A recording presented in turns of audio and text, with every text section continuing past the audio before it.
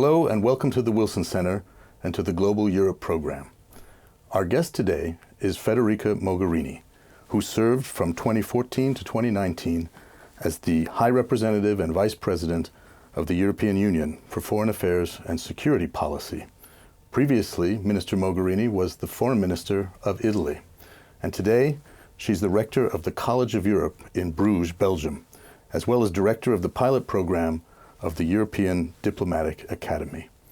Minister Mogherini, we're absolutely delighted to have you with us today. There's a lot of focus on Europe right now and the European Union in a world that is complicated by geopolitics seeming to expand our challenges every day. Recently, the European Union came out with a decision on the opening, or the possibility of opening, the European Union to accept Ukraine as a member, as well as Moldova.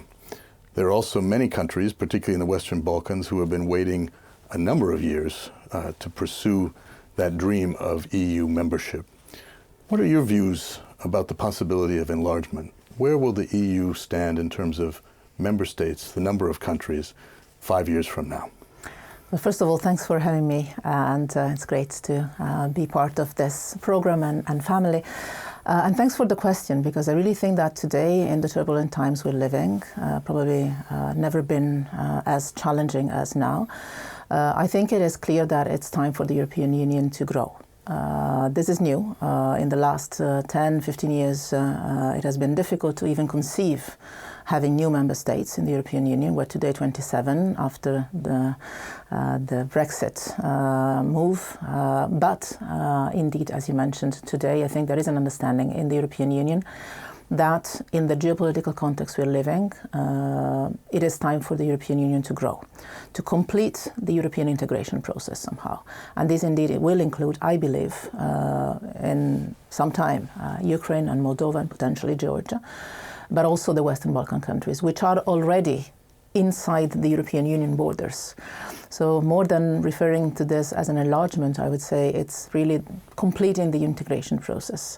And I see for the first time in many years a real perspective for that to happen. So much that actually we are opening at the college for the first time after 30 years, a new branch, a new campus in Tirana, in Albania, in the Balkans, exactly to accompany this wave, this hopefully new wave of enlargement, of accession of new member states from the region to the European Union. What do you say to those in countries like Albania or North Macedonia who have made great sacrifices, pursued a reform path for a number of years, only to be disappointed by what they perceived as shifting goalposts from the European Union? That they are right. They are right to be disappointed, and I never made a mystery out of it. I shared their frustration in the past when things were not moving fast enough on the European Union side. And for some years, there has been a problem inside the European Union to be consistent with the accession of new countries from within. What I tell them today is that I see this is changing now. And I see that inside the European Union, there is an interest in having them on board.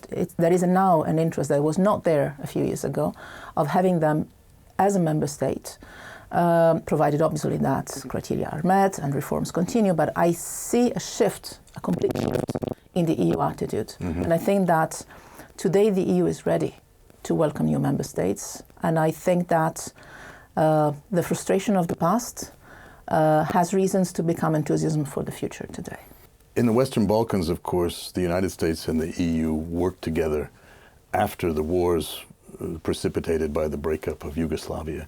And there was a joint understanding that the solution to the challenges in that region were the countries as they stand, democratic, multi-ethnic, and integrated into Euro-Atlantic institutions.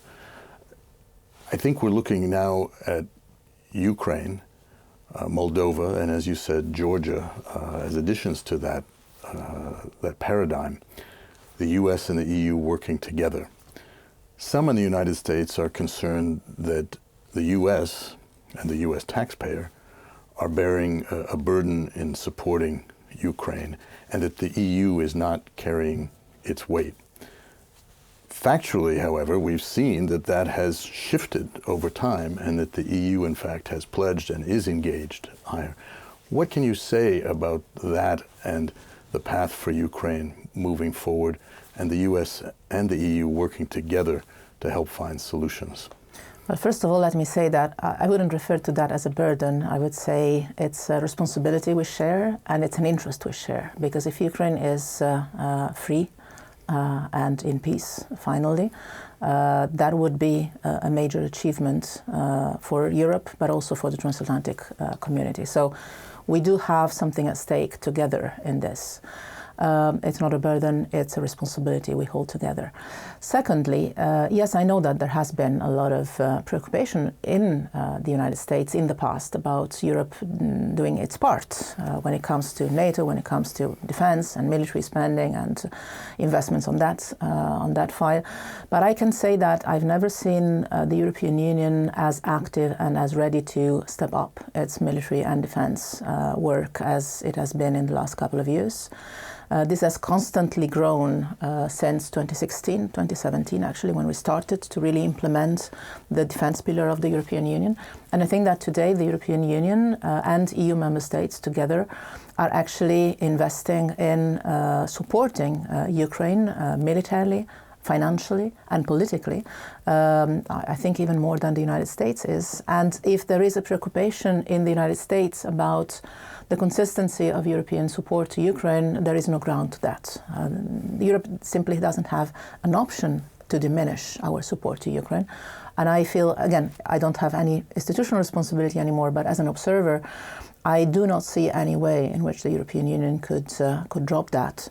But I also see that in Europe there is a preoccupation about the US future consistency on that support and the desire that is very strong in the European Union to continue working on supporting Ukraine together with the United States. So mine would be more of a plea to our American friends to uphold the support to Ukraine in the coming months and years and to do this together because we have something that is very important at stake here.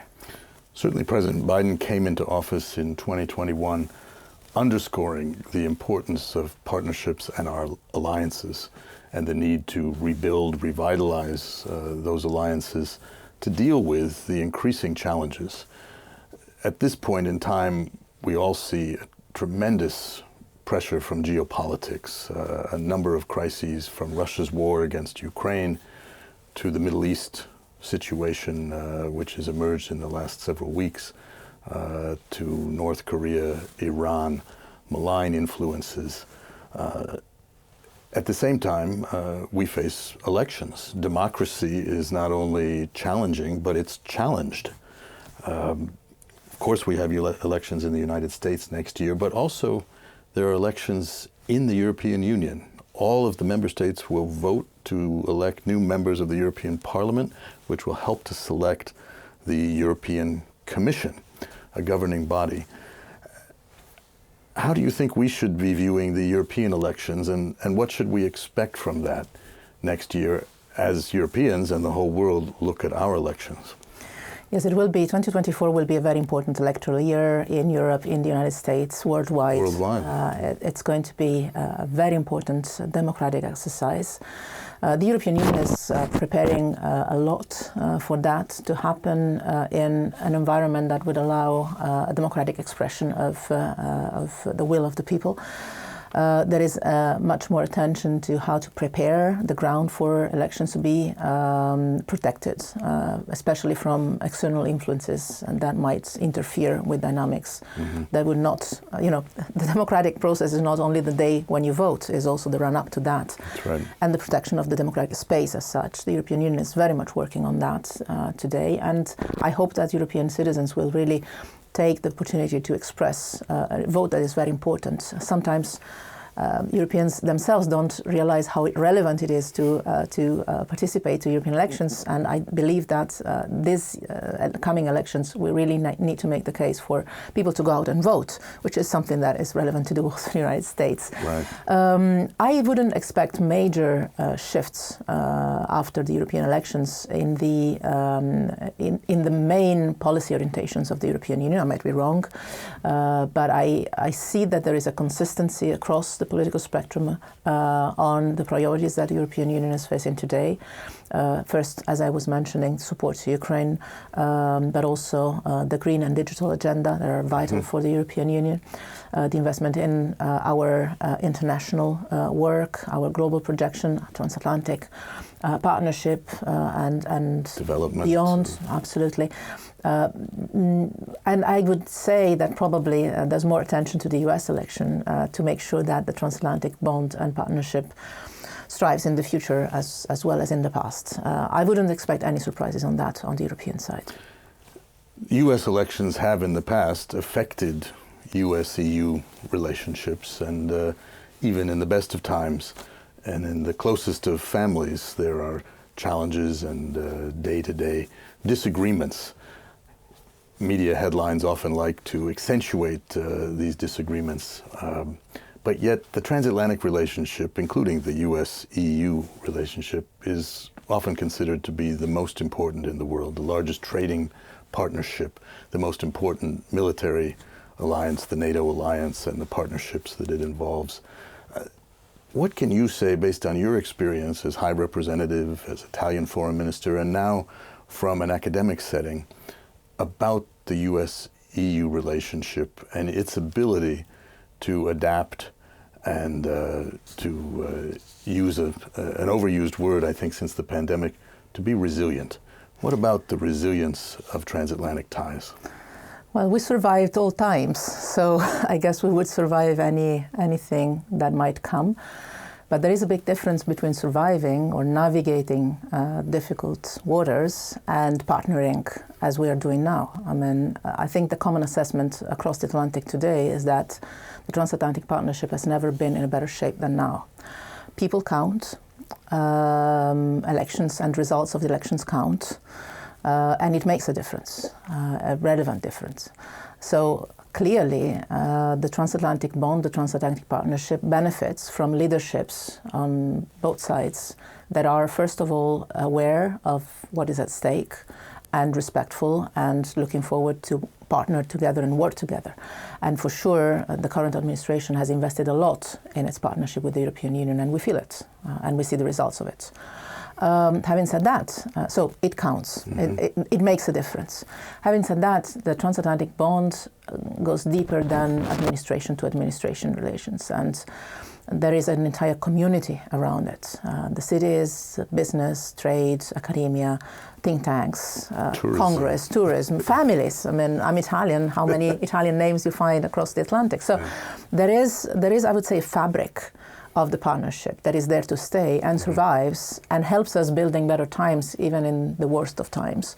Having said that, it's better to be on the good side than on the challenging side of partnerships. But I think the partnership, the transatlantic space, it goes beyond politics and administration. That fabric, of course, can be stretched, and we have to always hope that it's elastic enough to bounce back from some of the challenging times. And that's why we at the Wilson Center are dedicated to scholarship, nonpartisan scholarship, part of our congressional charter. And in the Global Europe program, we look at Europe and how it engages on the great challenges across the globe and how we do that together. So we look forward to maintaining our contact, and we want to thank you for joining us today. Thank you. Federica Mogherini, thank you for coming to the Wilson Center. Thank you for having me.